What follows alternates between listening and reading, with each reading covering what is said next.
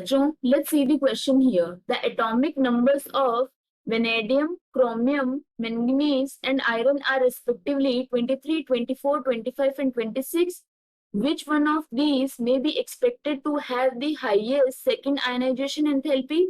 Chromium, manganese, iron और vanadium.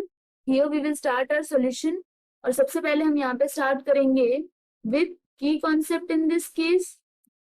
तो जैसा कि हम जानते हैं आयनाइजेशन एंथैल्पी क्या होती है? Energy required to remove an electron from the outermost shell here and ionization enthalpy this is inversely proportional to size. सबसे पहले हम क्या करते हैं? इलेक्ट्रॉनिक कॉन्फ़िगरेशन नोट डाउन करते हैं हर एक केस में. तो सबसे पहले है vanadium, then we have chromium, manganese and iron here.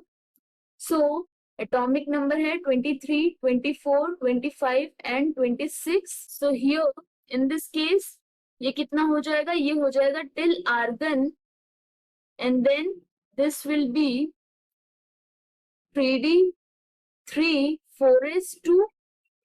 Next for chromium ये हो जाएगा till argon and then 3d 5 4s1. This is due to the stable configuration. That is यहाँ पे हम देख सकते हैं in case of 3d orbitals here ये half filled electronic configuration है और हम जानते हैं full filled and half filled electronic configuration stable configuration होती है. Okay? तो ये ground state की ही electronic configuration है in case of chromium. Next manganese, this will be till argon, then we will have 3d5 4s2 और iron के case में क्या हो जाएगा? Till argon then 3d6 4s2. यहाँ पे बोला क्या गया है? Highest second ionization enthalpy. That means after losing one electron. तो इस केस में क्या हो जाएगा? सो हियर यहाँ पे हो जाएगा till argon, but for vanadium this will be 3d3 4s1 because जो इलेक्ट्रॉन है वो रिमूव होता है आउटरमोस्ट शेल से. आउटरमोस्ट शेल कौन सा हो गया यहाँ पे?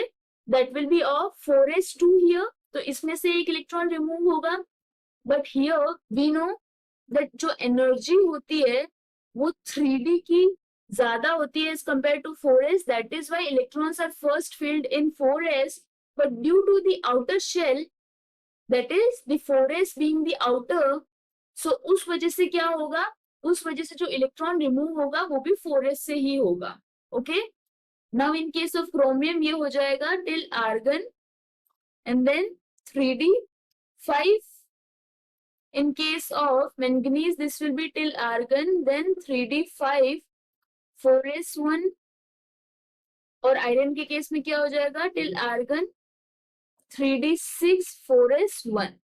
तो जैसा कि हम देख सकते हैं यहाँ पर जो क्रोमियम की इलेक्ट्रॉनिक कॉन्फ़िगरेशन है after losing one electron, this is half filled electronic configuration which means this is stable here.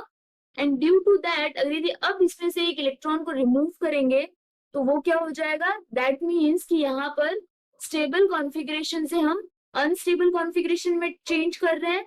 तो उस वजह से इसके लिए बहुत ज्यादा हाई एनर्जी हमें प्रोवाइड करवानी पड़ेगी.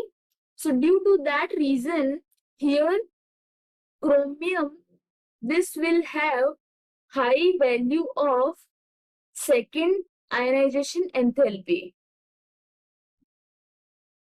Hence, correct answer here is option 1. I hope you understood the explanation. All the best.